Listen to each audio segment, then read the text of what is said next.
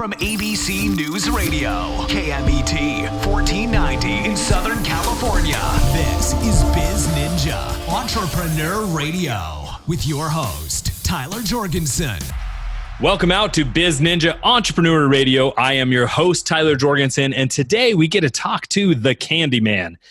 Many of you have enjoyed Jelly Bellies, and today you get to talk to the founder and creator of the Jelly Belly, which is really cool.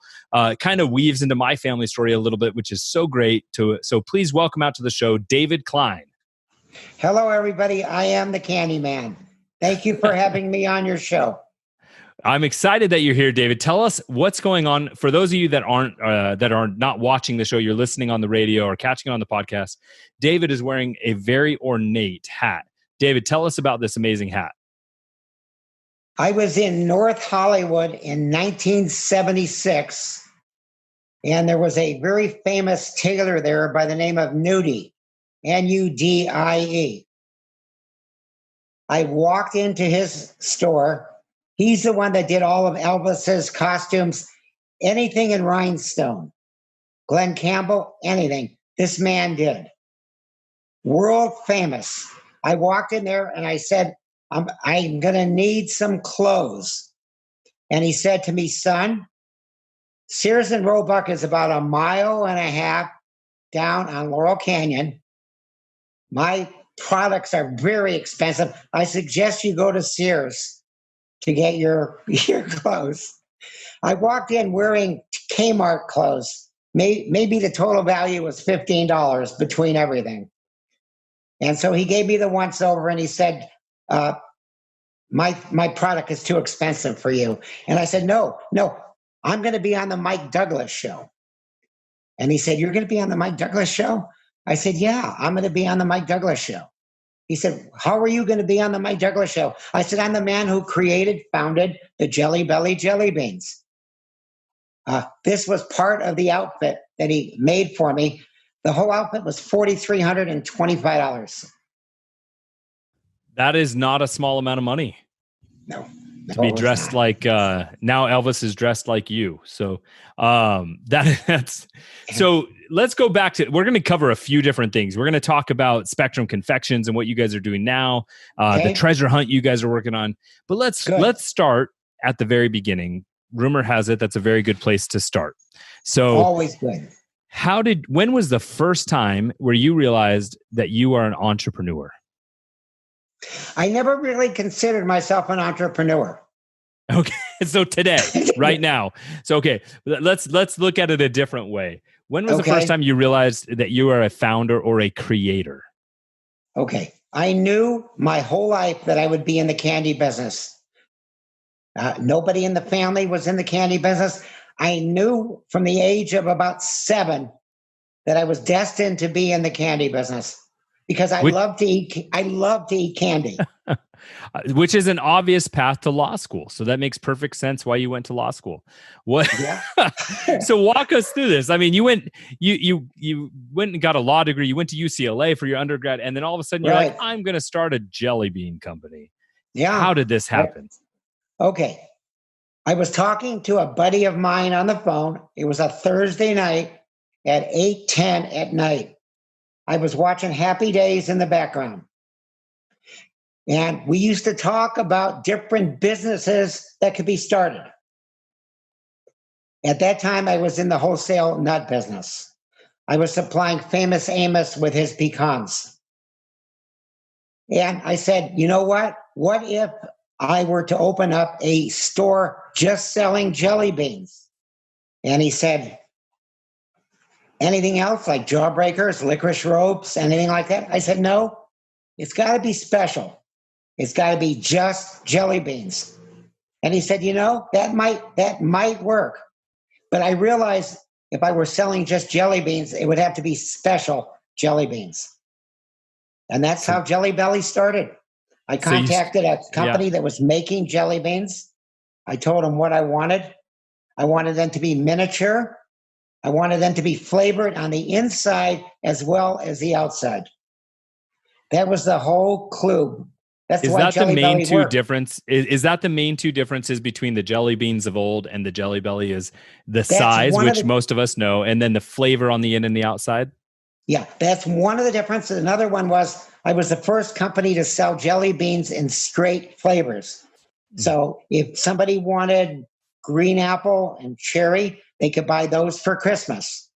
They didn't have to buy an assortment and pick out the ones that they wanted. That's it's amazing how something that most people know, hey, I'm going to get jelly bellies or I'm going to get jelly beans in specific flavors, right? That's now the normal. Like, but I think a lot of people don't think of the candy industry, or a specific type, like that niche of a product within the industry when they're thinking about business. What were some of the first obstacles that you hit when you were inventing this product? I mean, you found a contract manufacturer. I had $800. Yeah. So how did you get from $800 to success? That doesn't sound like an easy path. No, because there were no credit cards back in 1976. By the way, one of the reasons I wanted to do straight flavors, if you sell a candy store your product and they say, give me 10 pounds, and all you have is assorted, you're only going to have one jar in that store. If you tell them I don't sell it assorted, you have to buy the straight flavors, you're going to have 6 jars in that store. That makes sense. So I had $800. I wanted to open up a retail store. Kind of hard to do on $800. Yep. I contacted one of my nut customers that I was selling almonds to. He had an ice cream parlor in Alhambra, 1824 West Main. And I said to him, Bob, I want that little corner. I will bring in a display case, and this is going to be my new product. It's going to be called Jelly Bellies. We're going to sell it for $2 a pound here. You get $1 right off the top of every pound. He said, let's do it. So I went in there. Where can you open up in a store without any first, last month's rent or any really considerable cost? And that was how I started Jelly Bellies, right in his ice cream store. So in today, a lot of people will do that. They'll start with consignment sales. They'll start things like that as just a way to get started. How did you parlay? What was the next big step that you took to take it from one store in Alhambra into growing? Okay. Next step was to call the Associated Press. I realized that I needed some publicity. I didn't want to call the local newspapers and call them, and I wanted to just call one place and have all the publicity taken care of. And in those days, Associated Press was huge. There was no internet. It's still huge. But in those days, I called them up. I talked to the editor of the business section because I wanted the article to appear in the business section. Mm-hmm. I didn't want it to be in the society section. And I said to him, I have the only jelly bean store in the world. And he said, that sounds very, very interesting. I said, would you like to come down and see it? He said, what are you doing on Sunday? I said, what time? He said, 10 o'clock. I said, I will be there. So I called all of my friends, a lot of my buddies, and I said, I've got a very important meeting on Sunday at 10 o'clock. Can you please be there and stand in line in front of my jelly bean and pretend you're buying product? And he said to me, it's 10:15 in the morning on a Sunday. Is it always this busy? I said, you should really see it when it's really busy. Oh, that's amazing. And that was it. It was started taking off. It was in the Chicago Tribune. I got a call from Marshall Fields. They said, we have $20,000. We want to buy the product. I said, do you want to see it? He said, no, I want it before our competitors have it. And I said to him, I don't really have them. I was honest with him. I said, I don't really have the money I need you to pay for it in advance. Right. He said, we're Marshall Fields. We don't pay for anything in advance. But he said, here's what we're going to do. I'm going to walk your invoice through accounting. the day I get your product, I will send you a check that day. And he kept his word. So Because he wasn't able to prepay, but instead of like a net 30, net 90, he gave you a net 0. He paid on the day he got product. Exactly. That's great. Yeah. And for those of you that, if you've never done wholesale orders, right, a lot of times you're shipping product and not getting paid on it for a month, 2, 3 months. And that's really hard, especially for a startup company. So that's a great way that you were able to work through that and get that handled. Now, this is 1975, 1976. Today, we're in 2020, years later, and you're still in the candy business and you're innovating again. Now you're doing jelly beans that are on that have CBD infused, right? Correct. They're called What brought you all the way? Yeah, what brought you all the way back around to this? Nothing ever stopped me from wanting to be in the jelly bean business. Every single day that I woke up in the morning, I said, I need to get back in the jelly bean business. Now, if you watch my documentary, Candyman, the David Klein story, which is available on our webpage, Spectrum Confections, you can watch it for free on there. You will see how I really was not that anxious to sell to Jelly Belly.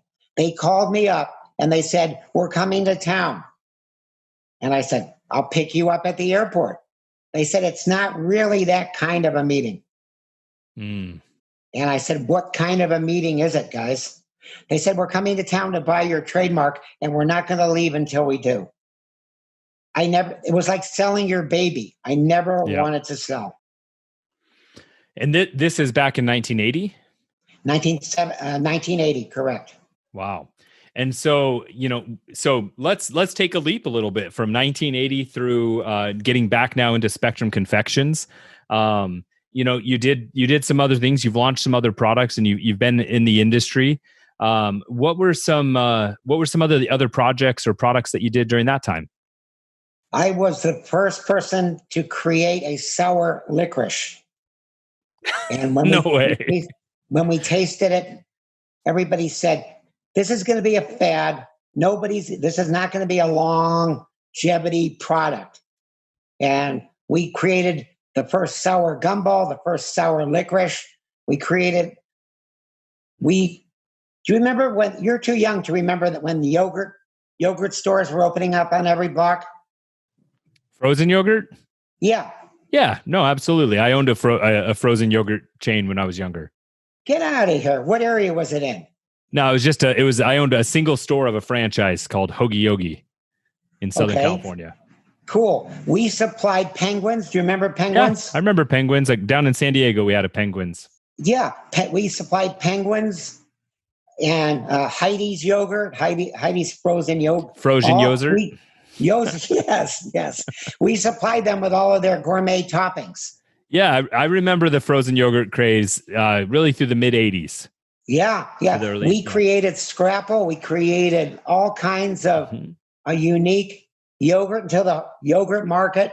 Just one day you woke up and there was no yogurt market. That was a fascinating thing. And it's resurged, with Pinkberry and guys like that coming back. Pinkberry did wonders for the yogurt industry. Yeah. And then now all the build your own and those guys are back. Man, that's really fascinating. So what's interesting is, although most other people would consider you very entrepreneurial, you don't consider yourself that.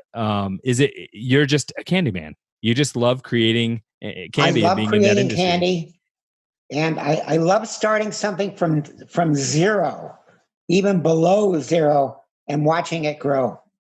If that's an entrepreneur, okay, I'm an entrepreneur.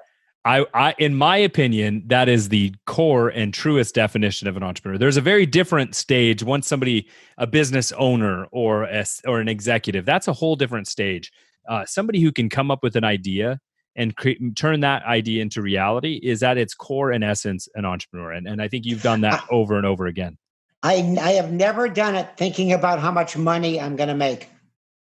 I do it to have fun, to create something from zero, to add something to the world, to make people happy. And if the money comes, the money comes.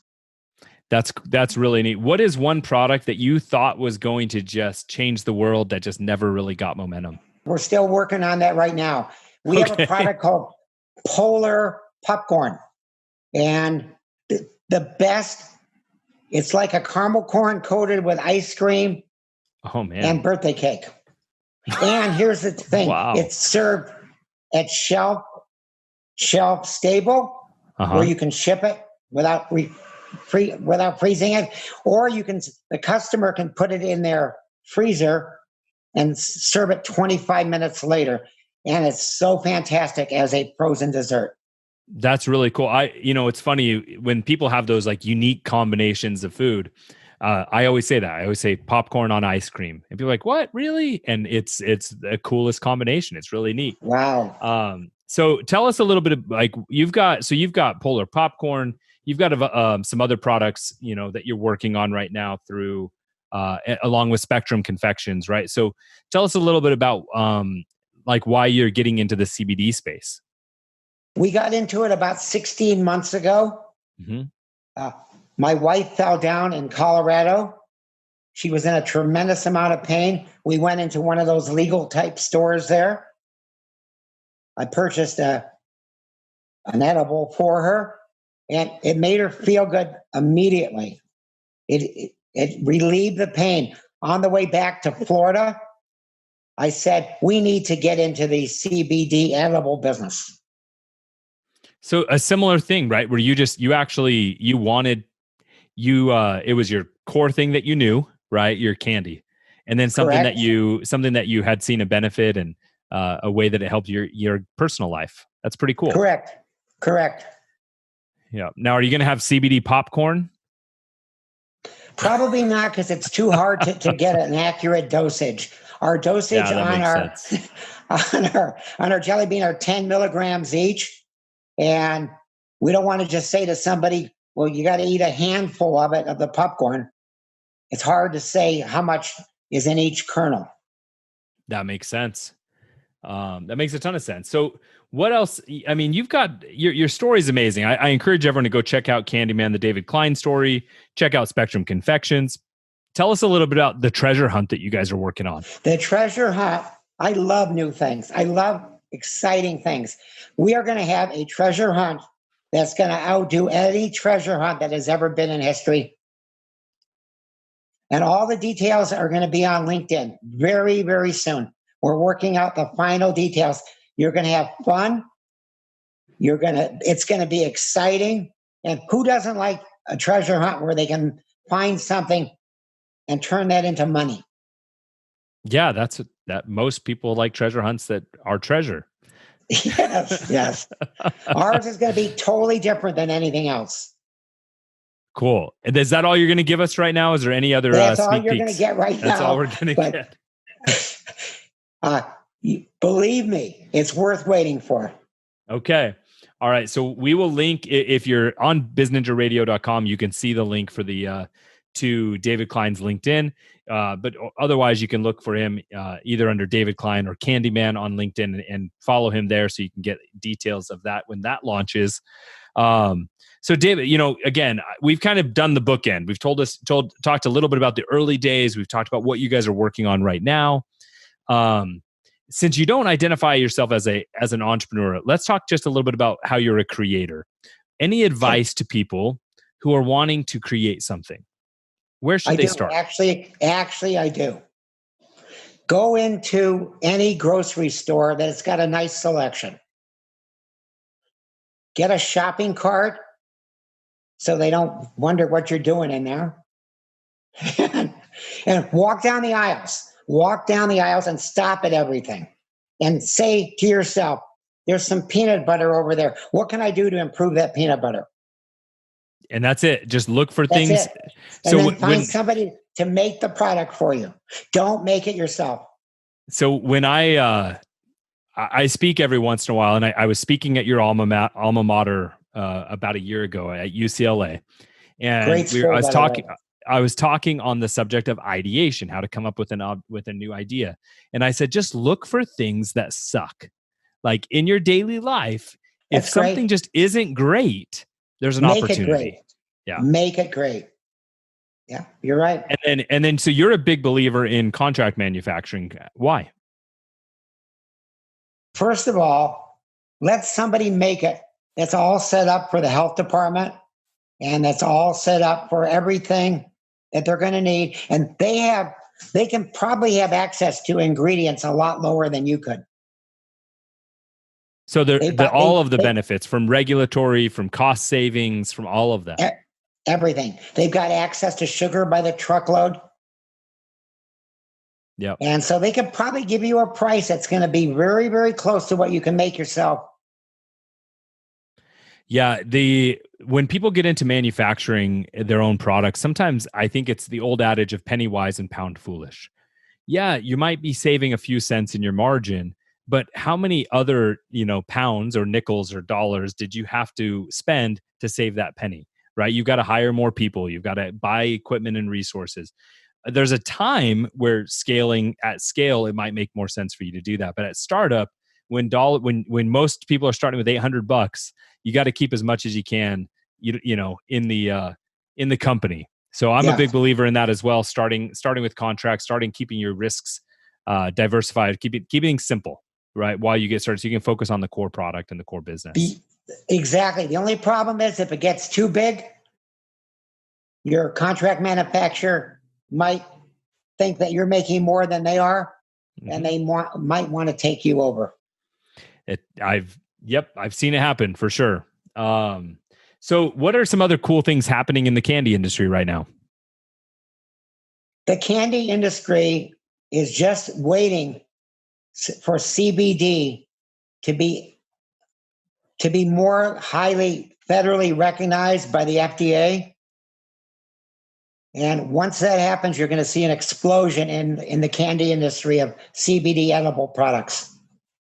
Yep, that makes sense. And that's kind of a Venn diagram. You look at the general trends and then what your niche and industry is, and you can find a place where that overlays. And candy, for you, that's your niche, that's your baby.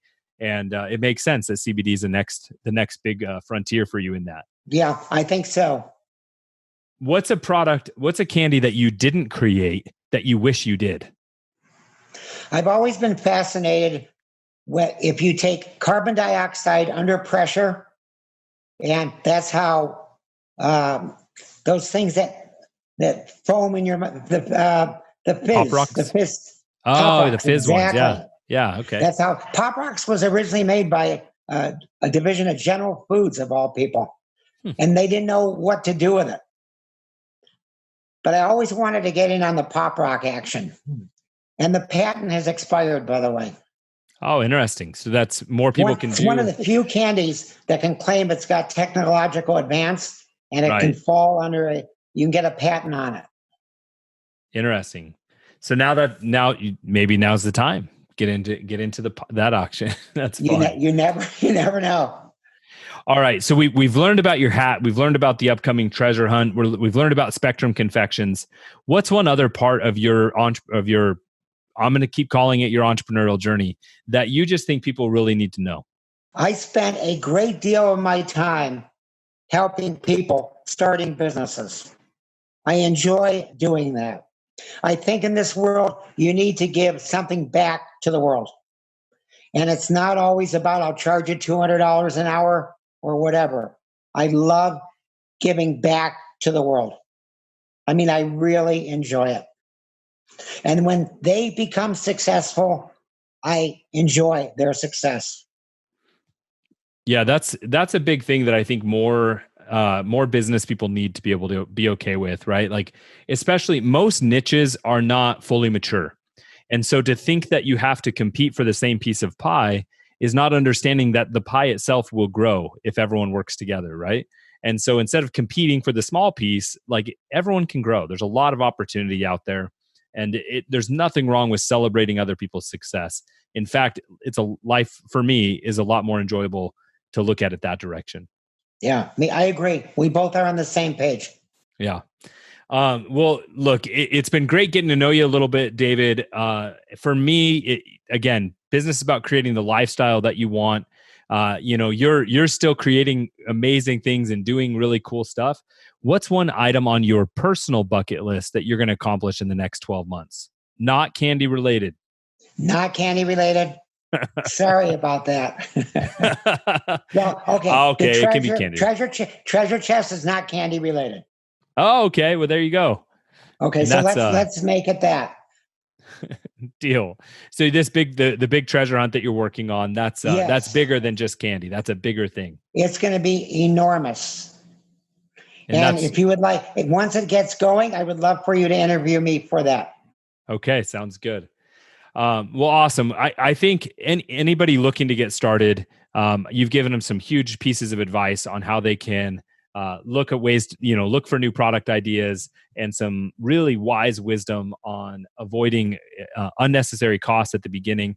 I also loved your advice on how to get some great publicity, right? And how to really make sure that publicity goes a long way. I thought that was great. Any last words of wisdom as we close out? I just want to wish everybody success and health. Just be happy and stay happy. Awesome, everybody. That was David Klein of Spectrum Confections, the original and founder and inventor of the Jelly Belly, which I'm sure you've all enjoyed. And now it's your turn to go out and do something. Thank you for listening to BizNinja Entrepreneur Radio with Tyler Jorgensen. Please make sure to subscribe so you're first to hear new interviews and episodes. If you found this podcast to be valuable, please share it with a friend. Don't forget to visit our online dojo at bizninja.com to claim your reward for listening to the show.